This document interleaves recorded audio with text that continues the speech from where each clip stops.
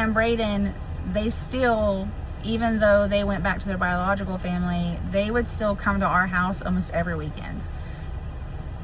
Yes, I probably should have just kind of cut ties because I knew that it could be a bad situation, that we could be used as babysitters and all of that stuff, but I just loved them so much, I was going to do whatever I could to spend what time I could with them. I mean, they were that important to me.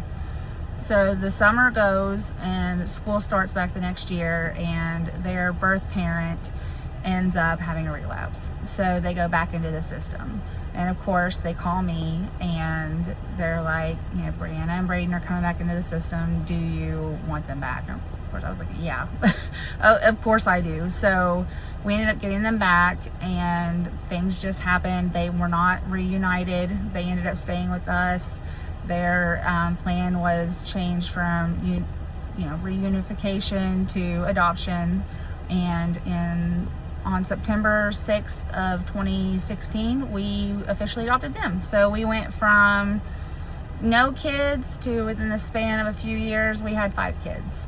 And we went back and forth from there on whether or not we were going to try to have another biological child.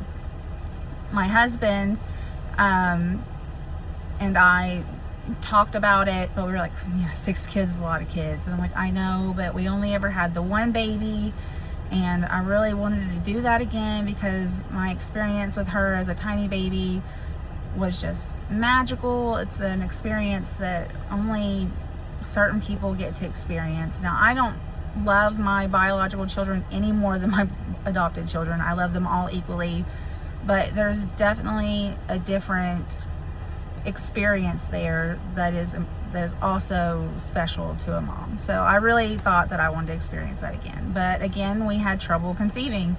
And so I told Michael that if for some reason by the time I turn 30 years old, if we haven't conceived a child, then it must not be in the books for us. That God must not want it to happen, and we weren't going to try anymore. I was just going to maybe go get my tubes tied or whatever, but after that point we were just not going to worry about it anymore. And then 4 days before my 30th birthday, I found out I was pregnant.